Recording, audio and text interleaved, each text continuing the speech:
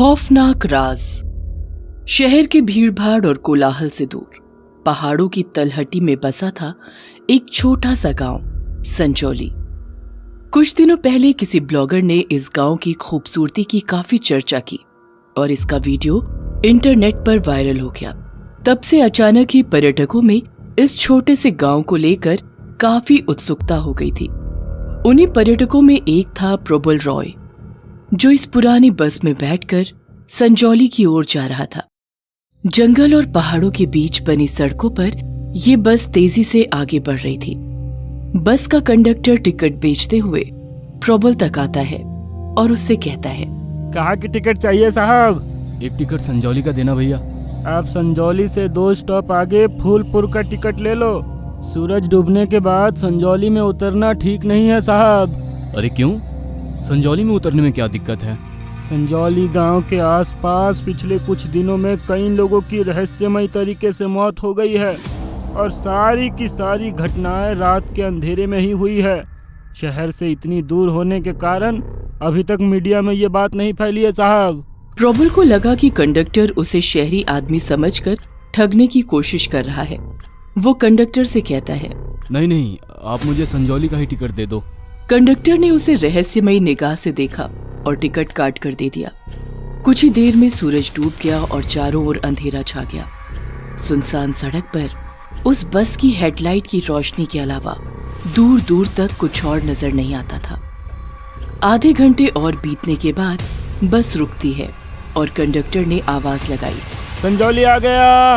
प्रबल अपना बैग लेकर बस से उतर जाता है और बस आगे निकल जाती है। बस स्टॉप एकदम सुनसान था और वहां कोई और आदमी नजर नहीं आ रहा था। बस कुछ दूर पर एक छोटी सी झोपड़ी थी जिसके आगे एक बल्ब जल रहा था। प्रबल उस झोपड़ी की ओर बढ़ता है। बल्ब की रोशनी में नीचे के बोर्ड पर उसकी नजर पड़ती है जिस पर लिखा था संजौली यात्री निवास। उस झोपड़ी के पास पहुंचकर प्रबल जोर से आवाज लगाता है, कोई है? अरे कोई है यहाँ? झोपड़ी के अंदर से एक बूढ़ा आदमी बाहर आता है, घुंघराले सफेद बालों और चेहरे पर झुर्रियों के साथ। वो बूढ़ा आदमी काफी डरावना लग रहा था। चिल्लाओ मत बाबूजी, अभी सुबह तक यहाँ कोई नहीं आएगा। पर इतनी रात आप अकेले यहाँ क्या कर रहे हैं?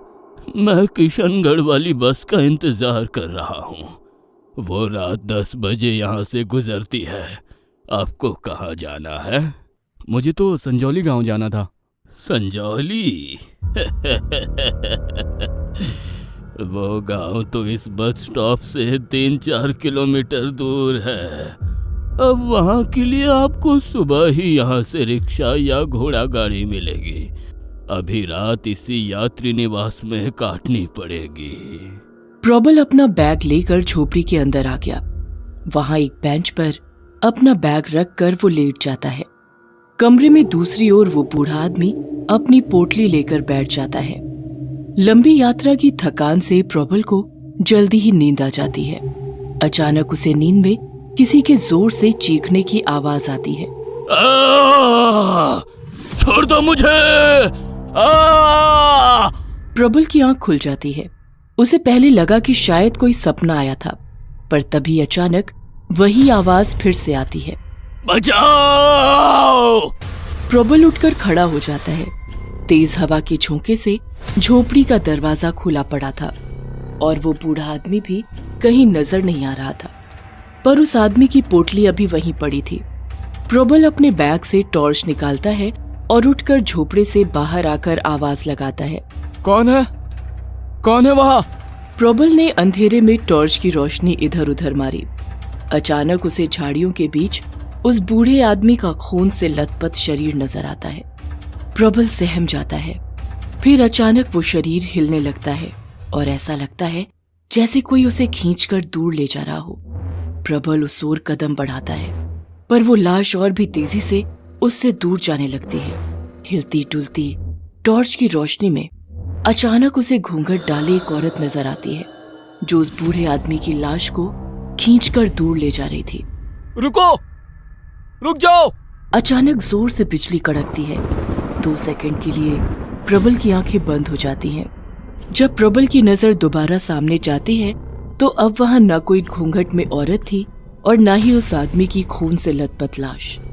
प्रबल एकदम हैरान हो जाता है कि अचानक वो औरत और वो लाश कहाँ गायब हो गई। उसने अंधेरे में टॉर्च की रोशनी यहाँ वहां मारी, पर अब वहां बस एक खौफनाक सन्नाटा बिखरा पड़ा था। पर प्रबल नहीं जानता था कि दूसरी ओर घनी झाड़ियों की आड़ में से दो आंखें उसकी ओर ही देख रही थी।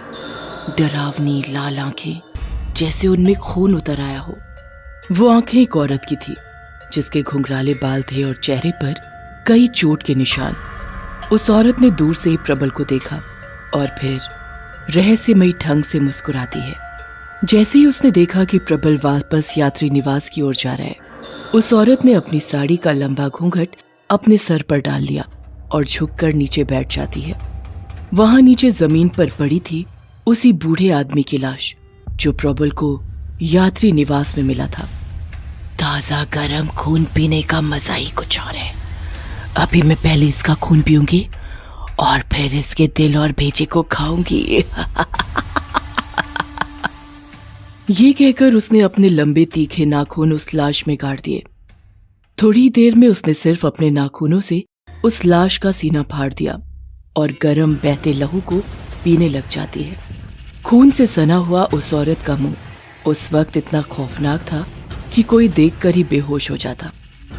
आदमी की शक्ल में ये सब जानवर ही हैं और इनके खून को पीकर मुझे बहुत सुकून मिलता है। अब जरा इसका दिल और भेजा निकाल कर खाया जाए। ये कहकर उस औरत ने उस लाश का दिल बाहर निकाल लिया और उसे खाने लगी। देखते ही देखते उसने लाश को पूरा ही नोच डाला और उसके भेजे को भी निकाल कर खा लिया। वहीं दूसरी ओर प्रबल वापस यात्री निवास की ओर जाते हुए रास्ता भूल गया। अंधेरे और झाड़ियों के कारण उसने कोई गलत मोड़ ले लिया। काफी दूर निकलने के बाद प्रबल के सामने एक नदी आई जिसमें पानी काफी उफान पर था और उस पर लकड़ी और रस्सियों से बना एक पुल बना था। ये नदी और पुल उसने पहली बार देखा था, इसलिए उसे एहसास हो गया कि वो गलत रास्ते पर आ गया है। अरे ये मैंने कौन सा रास्ता ले लिया? प्रबल हैरत में भी था और उसे डर भी लग रहा था। टॉर्च की रोशनी भी अब फीकी पड़ रही थी, शायद उसकी बैटरी खत्म होने वाली थी। तभी अचानक एक जुगनू टिमटिमाता हुआ उसके आसपास घूमने लगता है। प्रबल आश्चर्य से उस जुगनू की ओर देखता है। वो जुगनू धीरे धीरे उड़ता हुआ एक तरफ चल पड़ता है और प्रबल के कदम भी उसके पीछे पीछे चल पड़ते हैं। प्रबल को कुछ समझ नहीं आ रहा था कि ये क्या हो रहा है, जैसे उस जुगनू से वो सम्मोहित सा हो गया हो या किसी ने उसे हिप्नोटाइज कर दिया हो। प्रबल उस जुगनू के पीछे पीछे ही चलता रहता है। घनी झाड़ियों और कच्चे रास्ते से होते हुए लगभग आधे घंटे वो चलता रहा तो अचानक उसे सामने वही यात्री निवास नजर आने लगा। प्रबल के चेहरे पर खुशी की लहर आ जाती है। उसने जुगनू की ओर देखा जो अब तेजी से उड़ता हुआ सीधा यात्री निवास की खिड़की से अंदर चला जाता है और उसकी चमक से यात्री निवास के अंदर से भी काफी रोशनी आने लगती है। प्रबल आगे बढ़कर झोपड़ी का दरवाजा खोलता है और अंदर कदम रखते ही आश्चर्यचकित रह गया। अंदर कमरे में एक अत्यंत ही सुंदर लड़की बेंच पर बैठी एक किताब पढ़ रही थी। उसके पास में ही एक बड़ा सा लैंप पड़ा था जिसकी तेज रोशनी से पूरा कमरा जगमग हो गया था।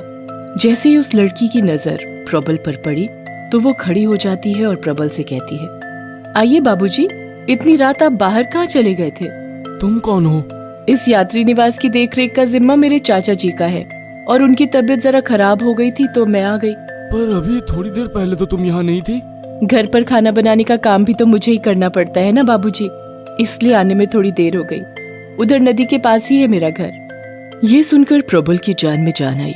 लड़की ने अपना नाम पार्वती बताया, पर गांव में सब उसे पारो ही बुलाते थे। प्रबल ने पारो को उस बूढ़े आदमी की मौत और रहस्यमयी चीख के बारे में बताया, पर पारो को यकीन ही नहीं हुआ। मैं सच कह रहा हूँ, उस आदमी की पोटली भी यहीं पड़ी थी। पर अब उस कमरे में कोई पोटली भी नहीं रखी थी। पारो जोर से हंसने लगी। आपने जरूर नींद में सपना देखा होगा। नहीं, वो सपना नहीं था। मुझे बस के कंडक्टर ने भी बताया था कि संजौली में रहस्यमय तरीके से कई लोगों की मौत हुई है। मैं तो इतने सालों से यहाँ रह रही हूँ, मैंने तो आज तक ऐसा कुछ नहीं सुना। आप चिंता मत करिए और आराम से बैठ जाइए। प्रबल वापस बेंच पर लेट गया और शाम से हुई अजीब घटनाओं के बारे में सोचने लगा। अचानक उसके सर के पीछे दीवार पर लगा एक फोटो फ्रेम जमीन पर गिर जाता है। धाड़! उस आवाज से चौंककर प्रबल खड़ा हो जाता है। पारो जोर से चिल्लाती है, बाबूजी, पीछे हट जाओ। तभी प्रबल की नजर फोटो फ्रेम से लिपटे एक लंबे जहरीले सांप पर पड़ती है। लगभग 4 फुट लंबा वो सांप और उसकी फुंकार किसी का भी दिल दहला देने के लिए काफी थी। डर से प्रबल की हालत खराब हो जाती है। पारो आगे बढ़कर उस सांप को पकड़ने की कोशिश करती है। अरे पागल हो गई हो क्या? मत जाओ उस सांप के पास। पर पारो ने प्रबल की बात पर ध्यान दिए बिना सांप को पकड़ लिया और दरवाजे से बाहर फेंक दिया। गांव में रहने के कारण उसे इन चीजों से डर नहीं लगता था। हम तो हर हफ्ते ऐसे सांप देखते हैं बाबूजी। शहर से यहाँ आने वाले सांप ज्यादा खतरनाक होते हैं। मतलब शहर के ऐसे नीच लोग जो गांव के भोले भाले मासूम लोगों का शिकार करते हैं। ये कहते कहते पारो का चेहरा बदलने लगता है। उसकी आंखें अब सुर्ख लाल हो जाती हैं, जैसे उनमें खून उतर आया हो। उसके गाल पर एक बड़े जख्म का निशान होता है और उसकी उंगलियों के नाखून काफी बड़े और नुकीले हो जाते हैं। कुछ ही पलों में सुंदर सी पारो उसी भयानक औरत में तब्दील हो जाती है जो कुछ देर पहले झाड़ियों में उस बूढ़े आदमी का खून पी रही थी। ये सब देखकर प्रबल के रोंगटे खड़े हो जाते हैं। डर से हकलाते हुए प्रबल कहता है, पारो, ये तुम्हें क्या हो रहा है पारो? तुम सब शहर के लोग एक जैसे होते हो, मक्कार नीच जानवर जैसे। अब तुम्हारा खून पीकर ही मुझे शांति मिलेगी। ये कहकर पारो उसकी तरफ बढ़ती है। प्रबल ने पास में पड़ा बैग उसकी तरफ फेंका, पर पारो सिर्फ अपनी उंगलियों से इशारा करती है और हवा में ही उस बैग की दिशा बदल जाती है। प्रबल सीधा दरवाजा खोलकर बाहर भागता है। पारो उसके पीछे दौड़ती है। प्रबल एकदम बदहवास सा भागा जा रहा होता है। पारो ने अपना ध्यान प्रबल से 10 मीटर सामने एक लंबे पेड़ पर टिकाया और फिर अपनी गर्दन को एक तरफ झटका दिया। वो पेड़ सीधा सामने गिरता है और प्रबल का रास्ता रोक लेता है। प्रबल के सामने अब भागने की जगह नहीं बची थी। पारो उसके एकदम पास आ जाती है। उसकी लाल आंखों में प्रबल को अपनी मौत नजर आने लगती है। तभी उसने अपने गले से रुद्राक्ष की माला निकाली और हनुमान चालीसा का जाप करने लगा। पारो थोड़ी देर के लिए सहम कर रुक जाती है। प्रबल को थोड़ा हौसला मिलता है और वो रुद्राक्ष की माला सामने लटकाते हुए धीरे धीरे अपने दाएं बढ़ता है, जहां थोड़ी ही दूर पर नदी बह रही थी। पारो भी उसकी ओर बढ़ती जाती है, पर रुद्राक्ष की माला के कारण सीधा प्रबल पर अटैक नहीं करती। प्रबल ने नीचे देखा। लगभग 20 फीट नीचे से नदी पूरे उफान पर बह रही थी। प्रबल सीधे नदी में कूद जाता है। पारो गुस्से से उसकी तरफ देखती रह जाती है और प्रबल का शरीर नदी के साथ बहता हुआ दूर चला जाता है। अगले दिन सूरज की तेज रोशनी से प्रबल की आंखें खुलती हैं तो वो खुद को नदी के किनारे एक चट्टान पर लेटा हुआ पाता है। उसके चारों ओर 8-10 गांव वाले लोग खड़े थे। उन्हीं लोगों ने उसके बेहोश शरीर को नदी में बहने से बचाया था और बाहर निकाला था। प्रबल ने उन्हें अपने साथ बीती पूरी घटना सुनाई तो उन गांव वालों में से एक आदमी कहता है, बाबूजी, जिसे आपने देखा वो पारो नहीं थी। पारो नहीं थी? फिर कौन थी वो?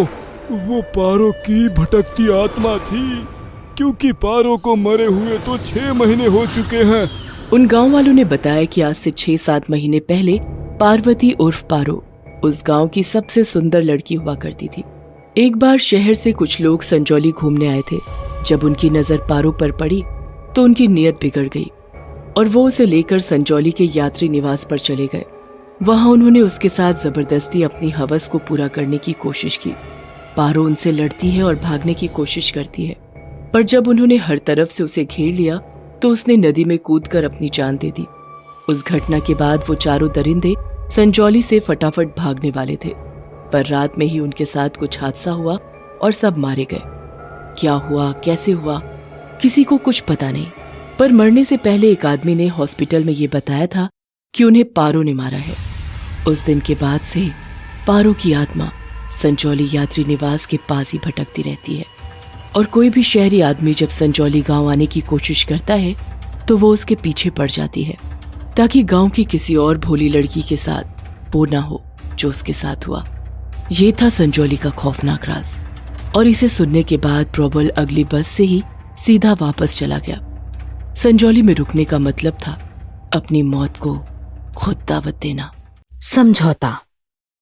रात के घुप अंधेरे में पूरा जंगल सन्नाटे की चादर ओढ़े था और उसी गहरे घने पेड़ों के जंगल में सन्नाटे के बीच बॉबी लगातार फावड़े से खुदाई कर रहा था। कुछ देर के लिए रुकता और घबराई नजरों से पास रखे खून से लथपथ शरीर को देखता और फिर से खुदाई में लग जाता। उसके चेहरे से डर और घबराहट साफ साफ झलक रही थी। गड्ढा पूरा खोद बॉबी ने जैसे ही शरीर को हाथ लगाया वो एकाएक छटपटाने लगा। बॉबी डरकर झटके से पीछे गिरा। वो अब भी जिंदा था। दरअसल मिडिल क्लास लड़का बॉबी शहर में बड़े सपने लेकर आया था, लेकिन शहर की चकाचौंध ने उसे ऐसा लपेटा कि वो खुद ही नहीं जान पाया कि कब वो इतना अय्याश बन गया। जब अय्याशी के लिए पैसे कम पड़ने लगे तो उसने अपराध की दुनिया में कदम रख दिया। अपने सपनों से भटककर अब उसका उठना बैठना क्रिमिनल्स के साथ होने लगा। शुरुआत में उसका हाथ सिर्फ छोटे मोटे अपराधों में होता, लेकिन जैसे जैसे पैसों की भूख बढ़ती गई बॉबी चोरी से उठकर किडनैपिंग और फिरौती करने लगा। लेकिन उसने कभी किसी की हत्या नहीं की। लेकिन एक दिन जब उसे एक 5 स्टार होटल मालिक गौतम को किडनैप करने का काम मिला तो उसकी ये कसम भी टूट गई। उसने होटल मालिक गौतम को किडनैप कर लिया, लेकिन उसी वक्त हुई हाथापाई में गलती से गोली चल गई और होटल मालिक गश खाकर गिर पड़ा। वो छटपटाने लगा। बॉबी घबरा गया और वहां से भागने लगा। तभी गौतम ने उसे पैर से पकड़ लिया। मुझे हॉस्पिटल ले चलो। तुम्हें जो चाहिए मैं दूंगा। मेरी जान बचा लो। वो अपनी जान की भीख मांगने लगा। बॉबी उसे बचाना चाहता था, लेकिन ये बात भी अच्छे से जानता था कि अगर होटल मालिक जिंदा बचा तो उसकी खैर नहीं। बॉबी की सांसें फूलने लगी। उसने जल्दबाजी में होटल मालिक के शरीर को एक सफेद कपड़े से लपेट गाड़ी में रख दिया और जंगल में दफन करने के विचार से पहुंचा। रात के लगभग 2:30 बज रहे थे। पसीने से तरबतर बॉबी पूरा गड्ढा खोद चुका था और चारों तरफ पसरे सन्नाटे में अचानक से कभी कभी छटपटाता। शरीर किसी की भी जान हलक तक लाने के लिए काफी था। उसमें अब भी जान बाकी थी। बॉबी का मन बार बार कह रहा था कि अब भी उसकी जान बच सकती है, लेकिन दूसरी तरफ खुद को बचाने की चाह और इसी द्वंद के बीच उसने आंखें बंद कर शरीर को गड्ढे में धकेल दिया और मिट्टी डालकर चीख चीख कर रोने लगा कि तभी उसे दूर से किसी के आने का अंदेशा हुआ। लेकिन रात के घने अंधेरे में साफ साफ देख पाना संभव नहीं था। बॉबी ने पास रखी टॉर्च को जलाया और आसपास देखने लगा। कौन है? लेकिन कोई नहीं दिखा कि तभी अचानक उसके सामने किसी अघोरी सा दिखने वाला व्यक्ति सामने आ गया। उसके पूरे शरीर पर सफेद भस्म थी और उसके सिर पर ठीक चोटी वाली जगह पर एक बड़ी कील गड़ी हुई थी जिससे लगातार खून बह रहा था। उसका ऐसा भयावह रूप देखकर बॉबी चीख पड़ा कि तभी अघोरी गौतम की दफनाई लाश की तरफ देखकर बोला, डरो मत, मेरा स्वार्थ मुर्दों से है, जिंदा इंसान से नहीं। और वो हंसने लगा। उसकी शैतानी मुस्कुराहट से बॉबी सहम गया और भागने लगा। बॉबी अंधाधुंध भाग रहा था, लेकिन अघोरी की शैतानी हंसी उसका पीछा नहीं छोड़ रही थी। वो जितना दूर भागने की कोशिश करता, आवाज उतनी ही नजदीक से आती और बॉबी के भागते कदम तब रुके जब उसने देखा कि वो फिर से उसी जगह आ पहुंचा है जहां से उसने भागना शुरू किया था। बार बार ऐसा होने पर बॉबी घबरा गया और उस अघोरी के पैरों से लपेटकर जान की भीख मांगने लगा। छोड़ दो, मुझे भगवान के लिए छोड़ दो। मैं इसे मारना नहीं चाहता था, ये गलती से हो गया। भगवान से किस माफी की उम्मीद रखता है? भगवान किसी को माफ नहीं करता। उसमें इतना बड़ा दिल कहाँ। अगर अपराध की माफी चाहता है तो शैतान की शरण में चल, समझौता कर उनसे, शैतान को खुश कर। अगर शैतान को समझौता कर लिया तो सारी दुनिया कदमों में होगी। उसकी शक्तियों के आगे तेरे भगवान की माया भी धूल चाटती है। समझौता? कैसा समझौता? ये दुनिया एक संतुलन में चलती है, किसी व्यापार धंधे के जैसे। अगर तुम्हें कुछ चाहिए तो तुम्हें उसके बदले की कीमत चुकानी होगी। मैं कुछ भी करने को तैयार हूँ, बस बस बस मुझे बचा लीजिए। हाँ। तो चल। बॉबी अघोरी के पीछे पीछे गया और एक गुफा तक पहुंच गया। गुफा में एक शैतान की मूर्ति लगी थी और उसके सामने ही कंकालों का ढेर लगा था, जिसमें तकरीबन 15 से 20 इंसानी कंकाल भी थे, जिसकी बदबू से बॉबी का दम घुटने लगा। उसने हाथ से मुंह ढकते हुए पूछा, बाबा, ये सब क्या है? ये शैतान की भेंट है। और उसके बाद अघोरी मूर्ति के सामने बने कुंड के पास बैठ गया। अघोरी के हाथ घुमाते ही कुंड में खुद ब खुद आग प्रज्वलित हो गई। बॉबी को कुंड के पास बैठाकर पूछा, अगर थोड़ी सी भी भूल हुई तो जीवन की आखिरी भूल होगी। मैंने सोच लिया है, मैं सब करने को तैयार हूँ। अघोरी ने बॉबी को शर्त बताकर गौतम की दफनाई लाश का गोश्त लाने को कहा। बॉबी शैतान से इतना प्रभावित हो चुका था कि उसने गौतम की लाश को खोद कर निकाला और उसके गोश्त के साथ साथ उसका सिर भी काट लिया और शैतान को भेंट कर दिया। ये देख अघोरी प्रभावित हुआ और बॉबी से कुछ मांगने को कहा। बॉबी ने गौतम के कटे सिर की तरफ इशारा करके कहा, मैं इसकी होटल का मालिक बनना चाहता हूँ और अपराध की अंडरवर्ल्ड दुनिया का सबसे बड़ा आदमी बनना चाहता हूँ। और फिर समझौते की अगली ही सुबह गौतम के घर में सिलेंडर फट गया और पूरा परिवार एक बार में हो जाकर मर गया।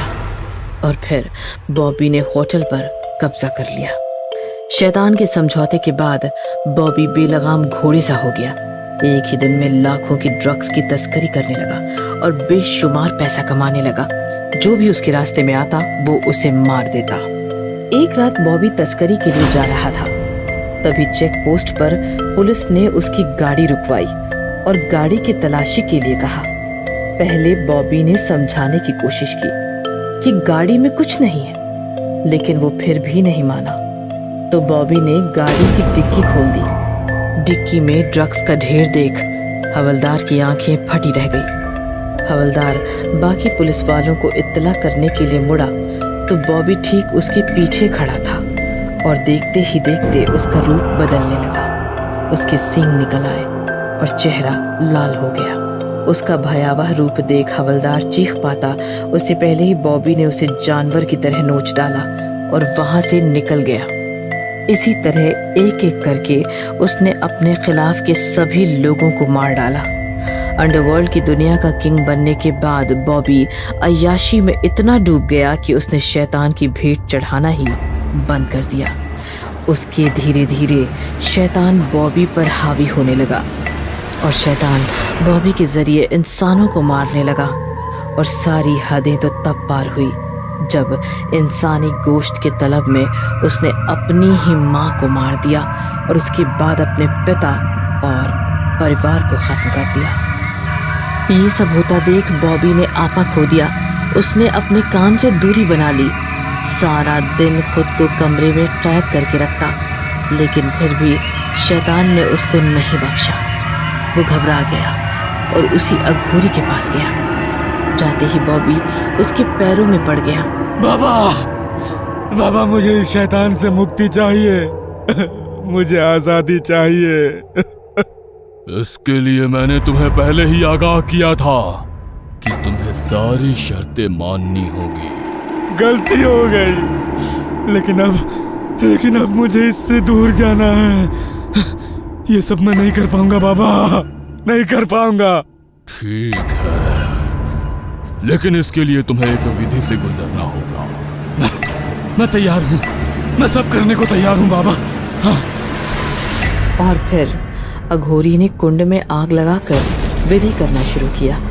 विधि करते करते अघोरी ने बॉबी के सिर को काले कपड़े से ढक दिया और कहा, अपनी आंखें बंद रखना, जब तक मैं नहीं कहता आंखें नहीं खोलना, वरना विधि भंग हो जाएगी।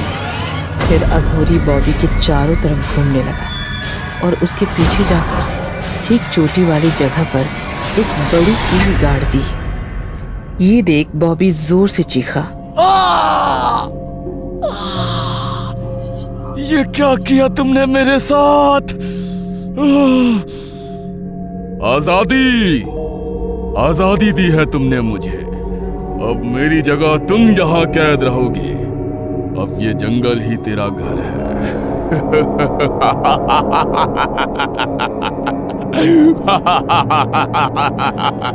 और अघोरी अदृश्य होने लगा। नहीं, नहीं, तुम ऐसा नहीं कर सकते मेरे साथ। रुको, कहाँ जा रहे हो तुम? रुको, रुको। अब इंतजार कर तेरे जैसे ही किसी अगले मुसाफिर का।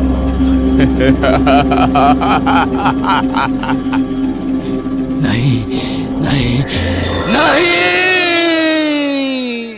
भूतिया भाभी। कहानी है जलगांव की। जलगांव में 2 भाई और 1 बहन रहते थे। आकाश सबसे बड़ा था। नौकरी करके भाई बहन की जिम्मेदारियां उठाता था। भैया मेरा डोसा। भैया मेरी फेवरेट दाल खिचड़ी। अरे हाँ भाई हाँ, ला रहा हूँ। आकाश सबका मनपसंद खाना टेबल पर ले आया। भैया खाना बनाने में इतना टाइम, किसके बारे में सोच रहे थे?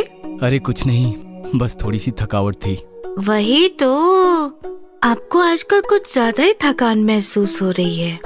भैया अब आपको शादी कर लेनी चाहिए। अरे कुछ भी मत बको, खाओ खाना चुपचाप। भैया हमें पता है आपको किस बात की टेंशन है, लेकिन आप कब तक हमारे लिए बिना शादी के रहोगे? आपको भी तो एक जीवन साथी की जरूरत है। हाँ भैया, घर में भाभी आएगी तो मजा आ जाएगा। जॉब लगते ही मैं भी शादी कर लूंगा। फिर हम मुन्नी को उसके ससुराल भेज देंगे और दोनों भाई मजे से रहेंगे। ये सुनकर मुन्नी गुस्सा हो गई। अगर ऐसा है तो इस घर में कोई शादी नहीं करेगा। ये सुनकर आकाश और विकास जोर जोर से हंसने लगे। एक दिन मुन्नी अकेली घर में बैठी थी, तभी एक लड़की उससे मिलने आई। मेरा नाम श्वेता है, मैं तुम्हारे भैया के ऑफिस में उनके साथ काम करती हूँ। ओह, लेकिन भैया तो ऑफिस में ही हैं। पता है मुझे, मैं तो ऑफिस से यहाँ तुमसे मिलने आई हूँ। मुझसे मिलने? हाँ मुन्नी, आकाश बहुत ही अच्छा लड़का है। मैं उससे प्यार करती हूँ, शादी करना चाहती हूँ। कहीं वो गुस्सा ना हो जाए, इसीलिए मैं तुम्हारे पास आई हूँ। ये सुनकर मुन्नी बहुत खुश हो गई। डोंट वरी भाभी, भैया को पटाना मुझे अच्छी तरह से आता है। शाम के समय विकास और मुन्नी काफी एक्साइटेड होकर आकाश का इंतजार कर रहे थे। आकाश आया, लेकिन आकाश के साथ एक और लड़की थी, जिसके गले में शादी की माला और मांग में सिंदूर था। भैया कौन है ये? अरे भाभी चाहिए थी ना तुम लोगों को, देखो ले आया। व्हाट? भैया ये मजाक तो नहीं? मुन्नी, इसका नाम विमला है। ये हमारे दूर के मामा की बेटी है। दोनों शहर से आ रहे थे कि अचानक एक्सीडेंट हो गया और मामा चल बसे। बेचारी जख्मी हालात में काफी दिन तक सरकारी अस्पताल में पड़ी थी। आज एक प्रोजेक्ट के सिलसिले में सरकारी अस्पताल गया तो वहां मिली मुझे ये। अब इस बेचारी का हमारे सिवा इस दुनिया में कोई नहीं है, इसलिए मैं इसे शादी करके अपने घर ले आया। मुन्नी ने विमला को देखा। विमला काफी खूबसूरत और मासूम थी। आपके साथ जो भी हुआ भूल जाओ भाभी। आज से आप हमारे साथ नई जिंदगी शुरू करो। आपका बहुत बहुत स्वागत है इस घर में। बहुत बहुत शुक्रिया तुम्हारा। विमला को आए 2 दिनों से ऊपर हो गया था, फिर भी वो किसी भी काम को हाथ नहीं लगाती थी। सारा काम आकाश, विकास और मुन्नी को ही करना पड़ता था। मैंने तुम तीनों का खाना बनाकर रखा है, अब मैं ऑफिस के लिए निकलता हूँ। भाभी कहाँ है? मुन्नी प्लीज, अपनी भाभी को कुछ मत कहो, सोने दो उसे। आकाश भैया के जाते ही विमला नीचे आई। भाभी आपको शर्म नहीं आती? इस पर विमला अजीब आवाज में चीखी, मेरा सर दर्द कर रहा है, मुझे तकलीफ ना दे ऐ लड़की। फिर विमला डाइनिंग पर बैठ गई और देखते ही देखते सारा लंच अकेले चट कर गई। विकास और मुन्नी फटी आंखों से देख रहे थे। दोपहर को आकाश के कमरे से धुआं आने लगा। विकास और मुन्नी कमरे के बाहर खड़े होकर चिल्लाने लगे, भाभी भाभी दरवाजा खोलो, क्या कर रही हो अंदर? भाभी भाभी भाभी आग लगी है कमरे में, दरवाजा खोलो भाभी। दरवाजा तोड़ो भैया, भैया दरवाजा तोड़ दो। विकास ने दरवाजा तोड़ा और अंदर का नजारा देखकर दोनों की सांसें रुक गई। अंदर एक होम जल रहा था जिसके सामने विमला और आकाश भैया बैठे थे। आकाश भैया को विमला ने वश किया था। विमला काफी भयानक दिख रही थी। ओम ह्रीं क्लीं क्लीं स्वाहा। भाभी क्या है ये? भैया आप तो ऑफिस में थे ना? विमला ने आकाश और मुन्नी की तरफ देखा। आकाश सिर्फ मेरा है, मैं तुम दोनों से उसे छीनने आई हूँ, छीन कर रहूंगी। मुन्नी और विकास समझ गए कि जो कुछ हो रहा है काफी भयानक है। उन्होंने विमला को रोकना चाहा तो विमला ने दोनों को उठाकर बाहर फेंक दिया और कमरे का दरवाजा बंद कर दिया। मुन्नी, श्वेता को कॉल करो, वही अब आकाश भैया को बचा सकती है। उसे किस मुंह से कॉल करो? बेचारी तो सदमे में होगी। तुम बस कॉल करो। मुन्नी ने मोबाइल निकालकर श्वेता को कॉल किया।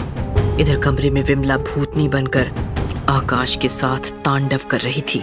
आकाश को नोच रही थी, पीट रही थी। आकाश जोर जोर से हंस रहा था।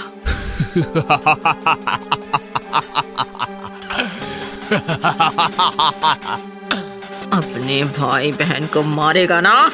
मेरे साथ चलेगा ना? जा जा मार अपने भाई बहन को, जा मार उन्हें। आकाश विमला के वश में था। विकास और मुन्नी को मारने के लिए उसने कमरे का दरवाजा खोला तो बाहर श्वेता खड़ी थी। उसके हाथ में एक लॉकेट था। लॉकेट के प्रभाव से आकाश वहीं बेहोश हो गया। मुन्नी, आकाश को संभालो, मैं विमला को देखती हूँ। श्वेता को देखकर विमला गुस्सा हो गई और श्वेता पर टूट पड़ी, लेकिन लॉकेट की वजह से वो श्वेता का कुछ बिगाड़ नहीं पाई। मैं छोड़ूंगी नहीं, मैं लौटकर दोबारा आऊंगी। ऐसा कहकर विमला खिड़की से छलांग लगाकर बाहर भाग गई। थोड़ी देर बाद आकाश को होश आया। होश में आते ही आकाश श्वेता के सामने बिलख बिलख कर रोने लगा। मुझे माफ कर दो श्वेता, मैं उस भूतनी के वश में हो गया था। डोंट वरी आकाश, मैं सब जानती हूँ। मुन्नी, विमला तुम्हारी कोई दूर की रिश्तेदार नहीं है। वो हमारे ऑफिस में काम करने वाली एक लड़की थी जिसने 2 साल पहले खुदकुशी कर ली और फिर भूतनी बनकर लौट आई। वो आकाश को पाना चाहती थी, इसीलिए उसे वश करके उसने उससे शादी कर ली। अब तो वो चली गई, लेकिन वो दोबारा भी तो आ सकती है। डरो मत, मैं हूं ना, तुम्हारी ये भाभी तुम्हारे भैया को कुछ नहीं होने देगी। प्रॉमिस। ये सुनकर मुन्नी श्वेता के गले लग गई और फूट फूट कर रोने लगी। अंग्रेजी चुड़ैल। ये कहानी है इंग्लैंड के लंदन शहर के नजदीक बसे हुए छोटे से गांव पैरीपोना की। पैरीपोना घने जंगल और पहाड़ों से घिरा हुआ एक खूबसूरत गांव था। जैसे विदेशी लोग हिंदुस्तान घूमने आते हैं, ठीक वैसे ही हिंदुस्तानी लोग भी विदेश घूमने जाते हैं। ऐसे ही कुछ दोस्त लंदन देखने पहली बार इंग्लैंड गए। उनमें राजू भी था।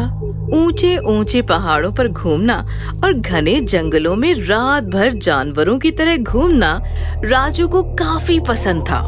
15 दिन राजू दोस्तों के साथ लंदन घूमता रहा। उन्होंने एक गाइड लिया था, वो उन्हें शहर की जानकारी दे रहा था। 15 दिन बाद ही राजू लंदन घूमकर बोर हो गया।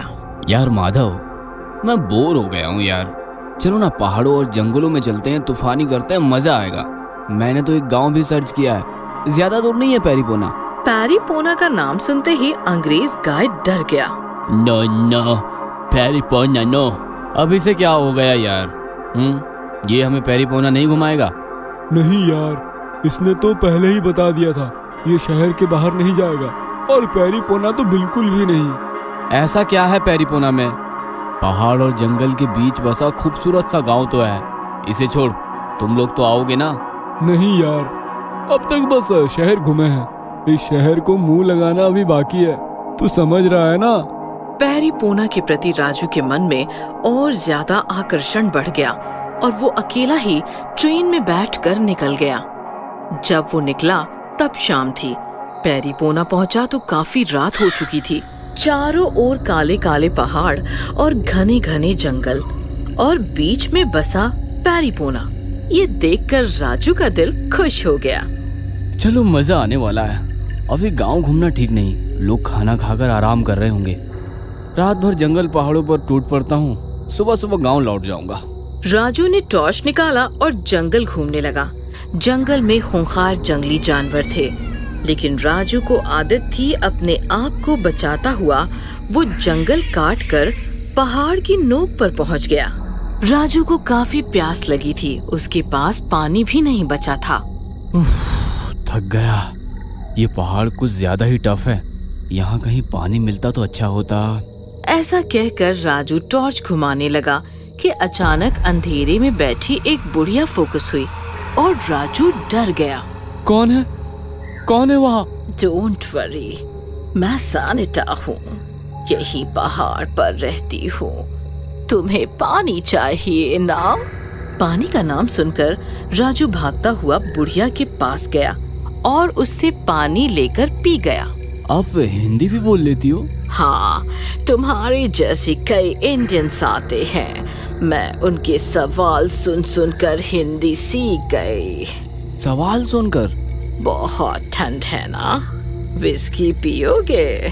ये सुनकर तो राजू का मूड बन गया। हाँ, जरूर पीऊंगा। तो आओ मेरे पीछे।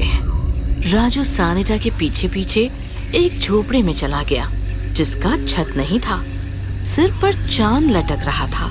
कमाल का झोपड़ा है। तभी राजू की नजर लकड़ी के पीपे पर पड़ी। लगता है इसमें विस्की है। राजू ने इधर उधर देखा, लेकिन सानिटा नहीं थी। लगता है किसी काम से बाहर चली गई। मैं विस्की पी लेता हूँ। जैसे ही राजू ने पीपे का ढक्कन खोला, उसका दिल दहल गया, क्योंकि अंदर विस्की नहीं, एक भयानक अंग्रेजी चुड़ैल बैठी थी। राजू घबरा गया। चुड़ैल हंसते हुए बाहर आई। सानिटा, सानिटा। अरे बुद्धू, मैं ही सानिटा हूँ। तुम्हें फंसा कर यहाँ लाई हूँ। लेकिन क्यों? क्योंकि मैं भूखी हूँ, तुम्हें खाना चाहती हूँ। अब समझा गाइड पैरीपोना क्यों नहीं आना चाहता था। प्लीज मुझे छोड़ दो, मुझे छोड़ दो। जरूर बचने का मौका जरूर दूंगी। मुझे कोई भी एक सवाल पूछो, मैंने सही सही जवाब दिया तो तू मरेगा। मुझे जवाब नहीं आया तो मैं जल जाऊंगी और तुम बच जाओगे। पूछो, जितना मुश्किल सवाल पूछना है पूछो, बस याद रहे सवाल एक ही पूछना है। राजू दुविधा में फंस गया। उसे समझ नहीं आ रहा था कि कौन सा सवाल पूछा जाए जो सबसे मुश्किल हो और जिसका जवाब चुड़ैल ना जानती हो। हे भगवान, कहाँ फंस गया मैं। ऐसी मुसीबत में आसान काम भी मुश्किल हो जाता है, और इसने तो मुश्किल सवाल खड़ा कर दिया। मतलब मुश्किल सवाल का जवाब देना इसके लिए आसान है। राजू को सोचता देखकर चुड़ैल जोर जोर से हंसने लगी। उसके हंसने की भयानक आवाज पहाड़ों में गूंजने लगी, जिससे पहाड़ थरथरा उठे। क्या हुआ? सवाल का जवाब नहीं, सवाल मांगा है, वो भी सबसे मुश्किल सवाल। जो तुम्हारी जान बचा सके। मुंह तो ऐसे बना रहे हो जैसे मैंने ही तुमसे कोई सवाल पूछा हो। सोचने तो दो। सोचो सोचो, जल्दी सोचो, मुझे भूख लगी है। भूख तो मुझे भी लगी है, लेकिन जान बचेगी तो खाऊंगा ना। सोच राजू, सोच, जल्दी सोच। इस प्रकार राजू ने काफी देर सिर खुजाया, लेकिन उसे एक भी मुश्किल सवाल नहीं सूझा। उसके दिमाग में सवाल तो बहुत थे, लेकिन सवाल तो बहुत है, लेकिन चुड़ैल झट से जवाब दे देगी और मैं मारा जाऊंगा। नहीं नहीं नहीं, घटिया सवाल पूछकर मुर्गे की तरह हलाल नहीं होना है मुझे। मुर्गा, मुर्गी का अंडा। हाँ। अचानक राजू जोर से चिल्लाया। मिल गया सवाल, मिल गया। ये सुनकर चुड़ैल खुश हो गई। अच्छा, मैं भी तो देखूं कितना मुश्किल है। जो भी इस झोपड़े में आया है वो कभी बाहर नहीं गया, इतना याद रखो। चलो पूछो। मैं तुमसे जो सवाल करने जा रहा हूँ वो मैं बचपन से सुनता आ रहा हूँ, लेकिन कभी जवाब ना दे सका। इसका सही जवाब दुनिया में कोई नहीं दे सकता। अरे तो फिर जल्दी से पूछो। सवाल ये है कि पहले मुर्गी आई कि अंडा? पहले मुर्गी आई कि अंडा? अंडा नहीं, मुर्गी नहीं, अंडा, मुर्गी, अंडा, मुर्गी। इस प्रकार चुड़ैल अंडा मुर्गी करती रही और सवाल में उलझ गई। थोड़ी देर बाद अचानक चुड़ैल जलने लगी और देखते देखते जलकर भस्म हो गई। कहा था ना मैंने, इस सवाल का जवाब आज तक कोई नहीं दे सका। इस प्रकार राजू ने अपने सवाल से और साथ ही साथ पूरे पैरीपोना को चुड़ैल के चंगुल से आजाद भी किया। वैलेंटाइन वाली रात। कहानी है कोकमपुरा शहर की।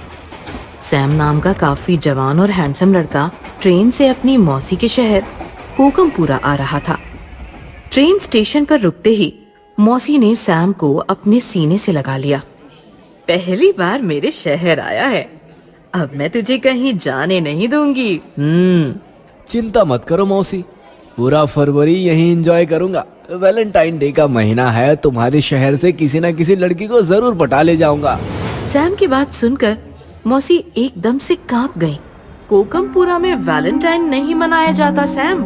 लेकिन सैम का ध्यान कहीं और ही था। अचानक उसका सिर चकराने लगा। ये क्या हो रहा है?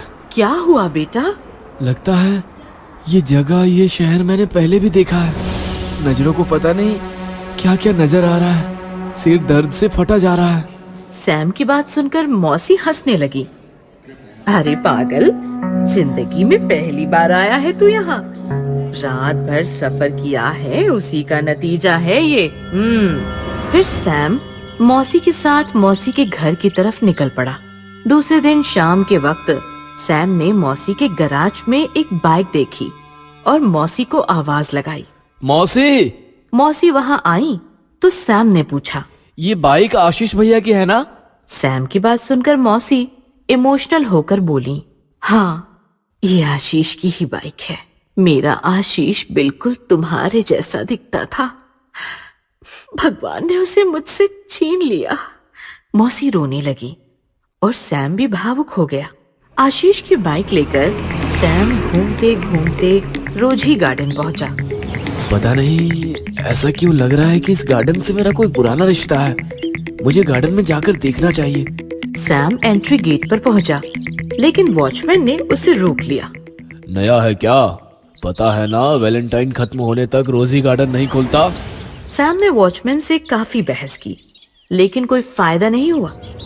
सैम वापस बाइक के पास आया और अचानक उसने देखा बाइक में किसी ने गुलाब फंसा रखा था।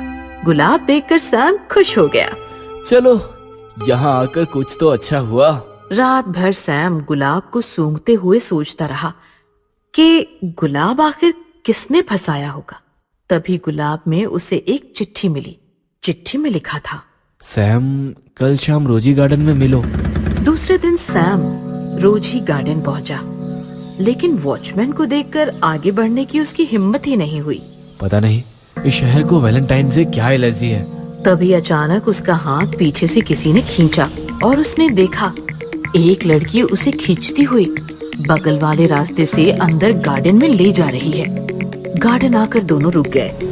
चैन की सांस लेने के बाद सैम ने देखा लड़की काफी खूबसूरत और मॉडर्न थी। ओह, तो तुम हो जिसने बाइक में गुलाब और गुलाब में लेटर छोड़ा था? मैं हूँ शर्वरी, तुम्हारी मौसी के बगल वाले बंगले में रहती हूँ। परसों तुम्हें आते देखा और देखते ही तुम पर फिदा हो गई। तुम्हें बताना चाहती हूँ यार, कितने हैंडसम हो तुम, सच्ची। ऐसा कहकर शर्वरी ने सैम को प्रपोज किया और इस प्रकार दोनों की लव स्टोरी शुरू हुई। वैलेंटाइन की हर शाम दोनों चोरी छिपे रोजी गार्डन में मिलने लगे। किस डे की शाम थी।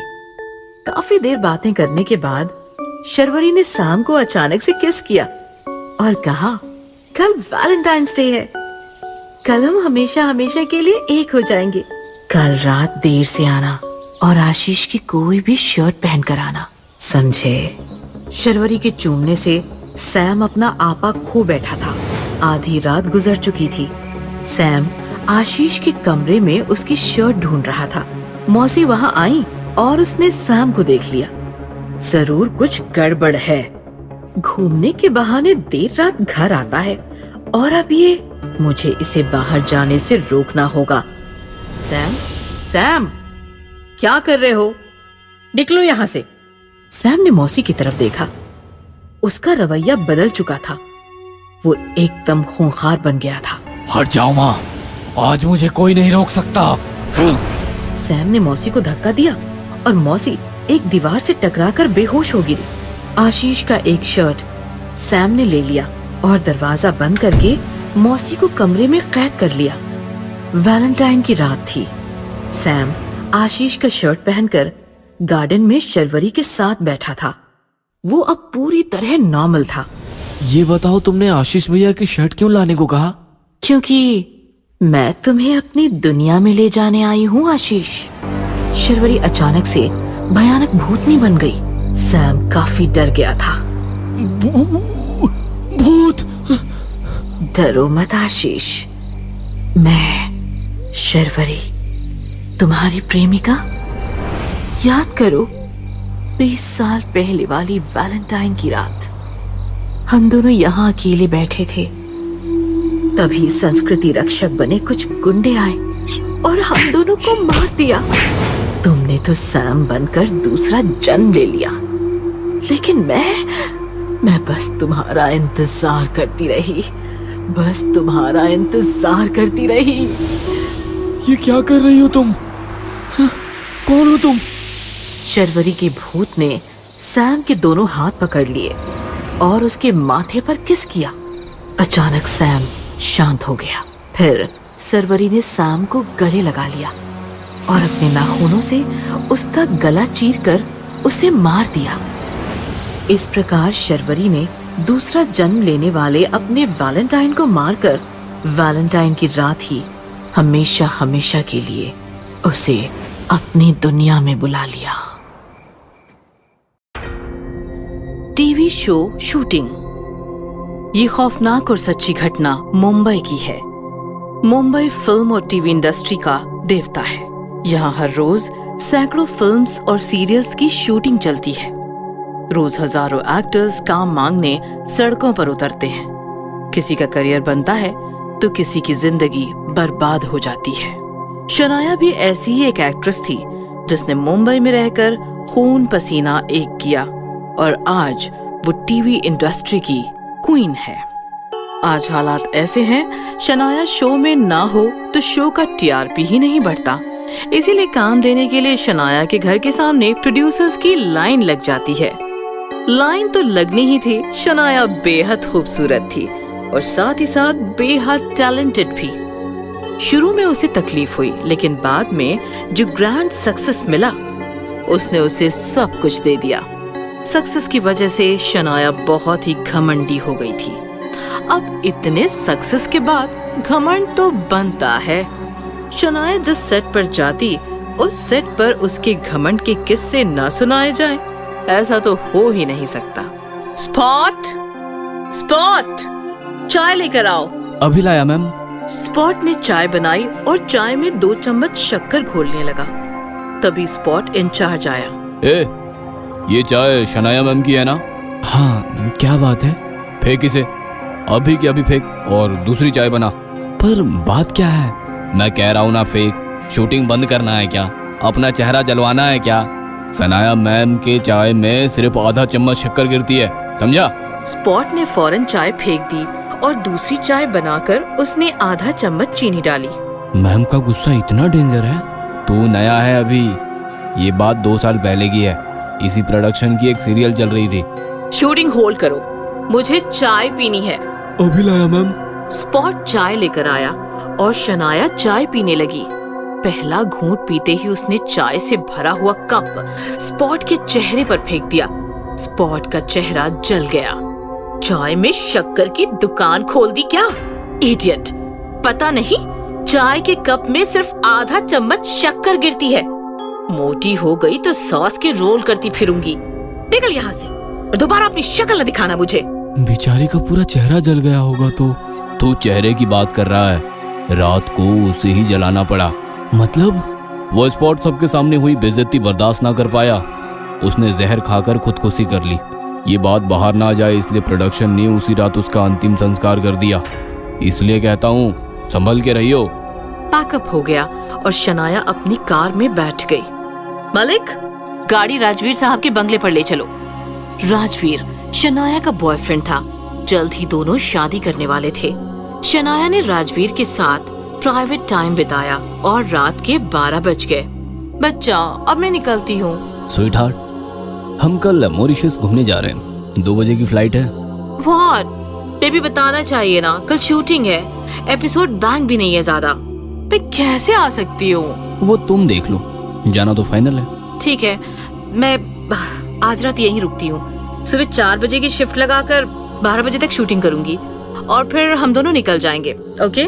फिर क्या, शनाया ने प्रोड्यूसर को कॉल करके बता दिया और वो राजवीर के पास रुक गई। सुबह 4 बजे की शिफ्ट थी। शनाया सेट पर पहुंची तो कोई पहुंचा नहीं था। कहा था मैंने 12 बजे पैकअप करना है, फिर भी कोई नहीं आया। आने दो सबको, फिर देखती हूँ। तभी एक नया स्पॉट मेकअप रूम में आया। मैम आपके लिए कुछ लाऊं? नए ज्वाइन हुए हो?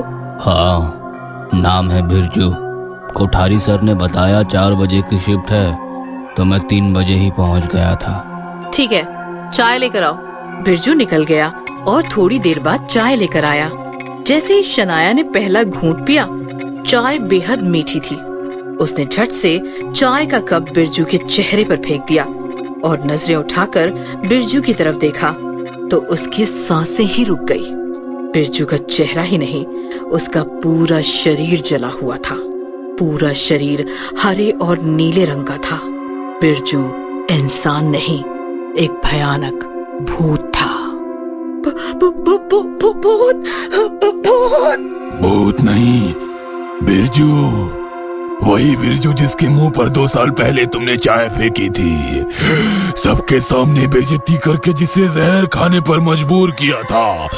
घमंडी औरत, मैं तुम्हें छोड़ूंगा नहीं।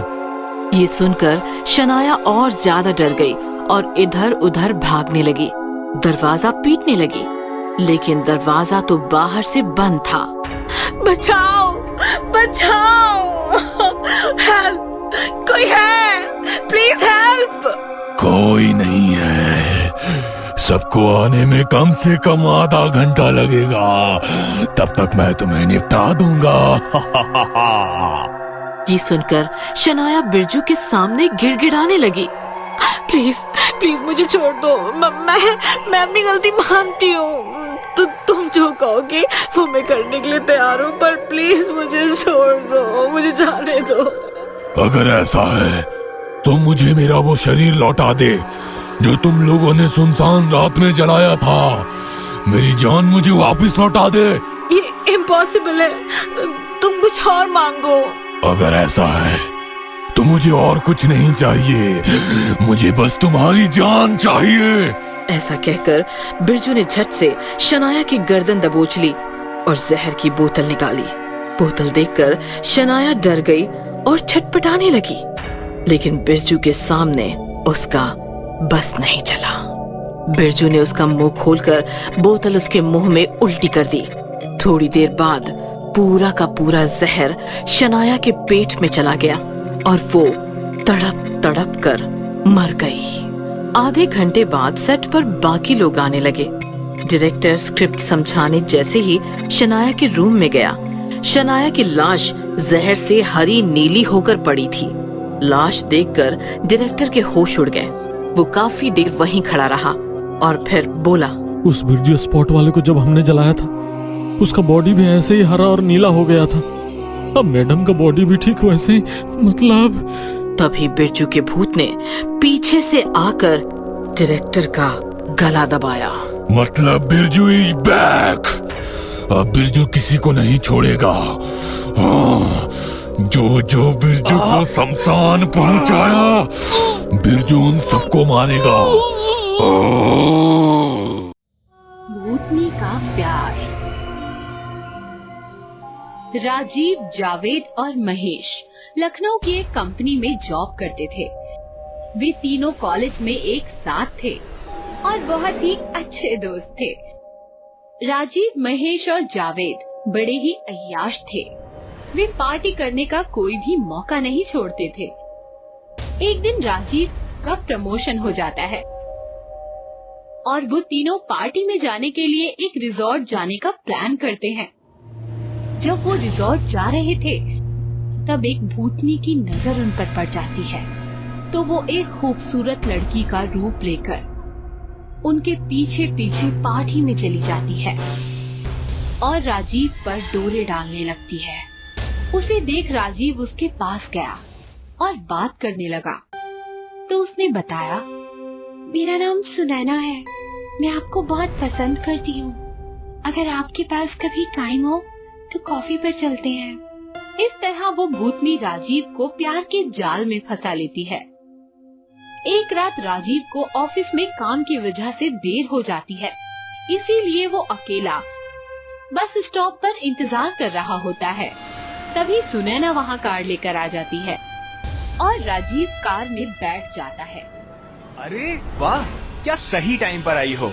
वैसे भी आज लेट हो गया हूँ। कुछ देर चलने के बाद राजीव को अचानक से ठंड लगने लगती है। ये अचानक इतनी ठंड कैसे बढ़ गई? और सुनैना, गाड़ी जरा धीरे चलाओ। लेकिन वो राजीव की बात का कोई जवाब नहीं देती और कार की स्पीड को बढ़ा देती है। इसे क्या हो गया? और देखने के लिए राजीव जैसे ही उसके कंधे पर हाथ रखता है तो वो अचानक राजीव की तरफ घूरती है और डरावनी आवाज में कहती है, अब ये कार तुझे परलोक पहुंचा के ले रुकेगी। और वो भयानक भूतनी में बदल जाती है, जिसे देखकर राजीव बहुत ही ज्यादा घबरा जाता है और भूतनी के आगे गिड़गिड़ाने लगता है। मुझे जाने दो, तुम तो मुझसे प्यार करती थी, फिर तुम ऐसा कैसे कर सकती हो?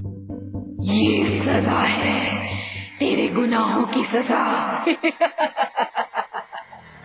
और भूतनी कार को एक बड़े से पेड़ से टकरा देती है, जिससे राजीव की मौत हो जाती है। गिनती शुरू, अब 2 और बाकी हैं। फिर वो भूतनी फिर से एक सुंदर लड़की का रूप लेकर जावेद को भी अपने प्यार में फंसा लेती है और एक रात उसको भी मार देती है। जावेद और राजीव को मारने के बाद भूतनी महेश को जाल में फंसाने की कोशिश करती है, पर अपने 2 दोस्तों को खोने के कारण महेश अकेला हो जाता है और सारी अय्याशियां छोड़ देता है। इसीलिए वो भूतनी एक काम वाली का रूप लेकर महेश के घर काम के लिए चली जाती है, ताकि मौका मिलते ही उसे भी मार सके। काम वाली के व्यवहार को देखकर महेश की पत्नी रानी को शक होता है और वो काम वाली पर नजर रखने लग जाती है। एक रात रानी को घर में कुछ हलचल महसूस होती है। जब वो जाकर देखती है तो काम वाली भूतनी के रूप में बदल जाती है और महेश के शरीर से खून पीने लगती है, जिसे देख रानी के पैरों तले जमीन खिसक जाती है और वो जल्दी से मदद के लिए एक ओझा को बुलाती है। ओझा आते ही हवन शुरू करता है और घर में राख फूकने लगता है। ओम हम ग्रम ओम हम ग्रम। ए काली आत्मा, इस घर को छोड़कर चली जा। तभी भूतनी बाहर आ जाती है। ओझा, तू मेरे बीच मत आ, नहीं तो तू भी मौत मारा जाएगा। तभी ओझा भूतनी पर राख की पोटली फेंक देता है। उससे उसका शरीर जलने लगता है। बता, तू इसे क्यों परेशान कर रही है? बता। इन लोगों ने मेरे प्यार को छीना है। एक दिन मेरे पति काम से घर लौट रहे थे, तभी ये तीनों दोस्त शराब के नशे में गाड़ी चला रहे थे। वो इतने नशे में थे कि इन्होंने मेरे पति को कार से कुचल दिया और किसी को पता नहीं चले, इसलिए सड़क के पास ही दफना दिया। मेरे पति के सिवाय इस दुनिया में मेरा कोई नहीं था। उनके मौत के दुख में मैंने आत्महत्या कर ली और मैं भूत बन गई। इसीलिए ओझा, तू इस पापी को बचाने की कोशिश मत कर। ये कहते हुए भूतनी महेश को साथ लेकर हवन कुंड में कूद जाती है और अपने साथ महेश को भी जलाने लगती है। ये देख महेश की पत्नी भूतनी से माफी मांगने लगती है। तुम इन्हें मत मारो, मत मारो। मेरा महेश के सिवा इस दुनिया में कोई नहीं है। जो कुछ भी हुआ है उसके लिए मैं तुमसे माफी मांगती हूँ। बस तुम इन्हें छोड़ दो, माफ कर दो इन्हें। महेश की पत्नी की बात सुनकर भूतनी को दया आ जाती है और वो महेश को माफ कर देती है। फिर महेश एक बड़ा हवन करवाता है और भूतनी की आत्मा को मुक्ति दिलवा देता है।